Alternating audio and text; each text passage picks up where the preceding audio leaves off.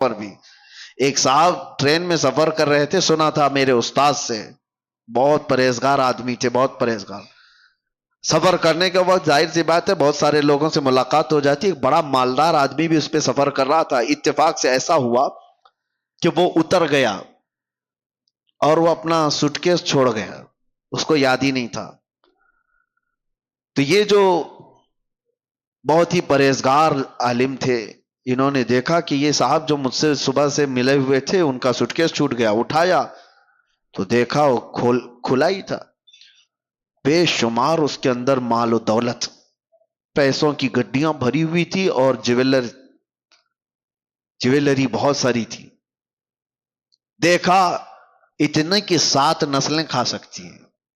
اور بیچارہ ایک مولوی غریب آدمی جس کی تنخواہ آج کیا ہوا کرتی، اس زمانے کی بات کر رہا ہوں، 100 سال پہلے کی، یا تقریباً 50 سے 100 سال کے عرصے کے بیچ میں. دل میں برا نہیں آیا، کہا کہ نہیں، اس کو ڈھونڈ کر کے اس کے مالک تک پہنچا دوں گا. ایک امانت داری تھی. وہ صاحب علم شخص کہتے ہیں کہ انہوں نے ڈھونڈنا شروع کیا سٹکیس سے یا کسی طرح سے پتہ لگایا تو ایک شہر کا رہنے والا تھا. 2 یا 3 دن لگ گئے اس بندے کو ڈھونڈنے کے لیے، اور یہ صاحب گئے اس کے گھر پر. وہ شخص باہر آیا تو دیکھا، پہچان لیا.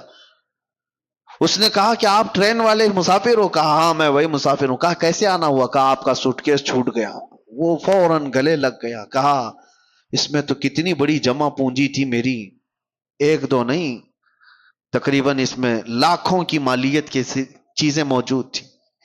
لیا اور کہا آپ جیسا فرشتہ صفت انسان میں نے نہیں دیکھا آج کے دور میں، اتنے فتنوں کے دور میں. مال ملا ہے، لے کر کے چلا جاتا. نہ میں تم کو کچھ کہہ سکتا تھا، معلوم بھی نہیں تھا. اس نے کہا نہیں، میرا دین یہ نہیں سکھا تھا، میرا دین یہ نہیں سکھا تھا. امانت داری ہے. اللہ کے نبی صلی اللہ تعالی علیہ وسلم کی محبت میں اس شخص نے دے تو دیا. اس کے بعد وہ جو مالدار آدمی تھا اس نے کہا میں سارے لوگوں کو بلا کر تمہارا تعارف کراؤں گا، آپ مہمان بن جاؤ. میرے گھر پہ مہمان بنایا، بہت خاطر تواضع کیا، بہت عزت. گھر میں دعوت عام تھی، لوگ آئے. سب کے سامنے اس سیٹھ نے، اس مالدار آدمی نے اس مولوی کی بڑی تعریفیں کی. ایسا شخص میں نے نہیں دیکھا. ایک دن رکایا، دوسرا دن آیا، تیسرے دن وہ جانے والے تھے. کہا کہ اب مجھے جانے دو. اس نے کہا کہ ٹھیک ہے. تو جس کمرے میں ان کو رکایا گیا تو غسل خانہ بھی تھا. یہ بیچارے مولوی صاحب گئے غسل خانے میں. اس سیٹھ کی جو عورت تھی وہ ابھی نہا کے گئی ہوئی تھی. اس کا ہار سونے کا وہاں لٹک رہا تھا. یہ نہائے اور وہ ہار اٹھا کر جیب میں رکھ لیا، چوری کر لیا. تعجب ہو رہا ہے کہ نہیں ہو رہا ہے؟ ایک چھوٹا سا ہار تھا، بہت بڑا بھی نہیں تھا. اس کو رکھ لیا، دبا لیا. کہا یہ لے کے جاؤں گا اس کے گھر سے. اور پھر وہاں سے نکلنے کا وقت آیا تو اتفاق سے اس سیٹھ کی عورت جو ہے اس کو یاد آیا غسل خانے میں اپنا ہار چھوڑ کر کے آئی. آ کر دیکھتی ہے تو ہے ہی نہیں ہار. تلاش ادھر ادھر، وہ گھبرائی. کہا کہ میرا بہت قیمتی ہار ہے، میری ماں کا دیا ہوا، کہاں چلا گیا؟ اور میرے بعد یہ مولوی صاحب ہی گئے تھے نہانے کے لیے، اور کون گیا ہے؟ وہ اپنے شوہر سے آ کر کہتی ہے میرا ہار چوری ہو گیا. اور پتہ نہیں وہ مولوی صاحب ہی گئے تھے. تو اس نے غصے میں اتنا ڈانٹا اور کہا جو اتنا بڑا سوٹکیس ہمارا لا کر کے دیا ہے اس پر تو شک کر رہی ہے؟ کیسے پاسبل ہے؟ ممکن نہیں ہے. اس نے رونا دھونا شروع کیا. اس کے بعد کہا کہ ٹھیک ہے. سب جگہ تلاشی لی گئی. اخیر میں وہ جب صاحب جانے والے تھے تو پھر اس سیٹھ نے کہا اپنے خادم سے دیکھو ذرا ان کی بھی تلاشی لے لو، سب کی لے لے. ان کی تلاشی لیے تو ان کے پاس وہ ہار مل گیا. یہ سیٹھ کا تعجب کا اور بڑا مسئلہ. کہا کہ آدمی نہیں سمجھ میں آیا، رکھنا تھا تو میرا سوٹکیس ہی رکھ لیتا، پورا مال رکھ لیتا.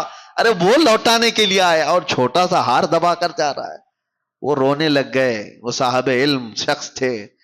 کہا کہ پتہ نہیں کیسے مجھ سے یہ ہو گیا، کیسے ہو گیا مجھے اندازہ نہیں، لیکن یہ جو میری اب بے عزتی ہو گئی.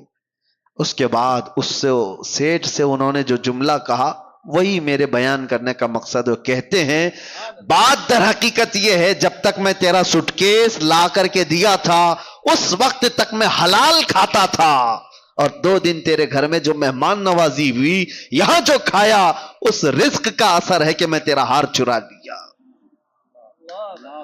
یہ تیرے گھر کے کھانے کا اثر ہے. میرے عزیزو، بہت جلدی انسان کے اندر حالات بدل جاتے ہیں. اپنے رزق پر کنٹرول کرو. اور یہ لقمے جب جاتے ہیں تو بے حیائی بھی پیدا کرتے ہیں، اور گھروں کی برکتیں بھی اور نسلیں بھی خراب کرتی ہیں. اللہ تبارک و تعالیٰ کہنے سننے سے زیادہ عمل کی توفیق عطا فرمائے. رب العالمین ہم سب کو بے حیائیوں اور برائیوں سے بچنے کی توفیق عطا فرمائے.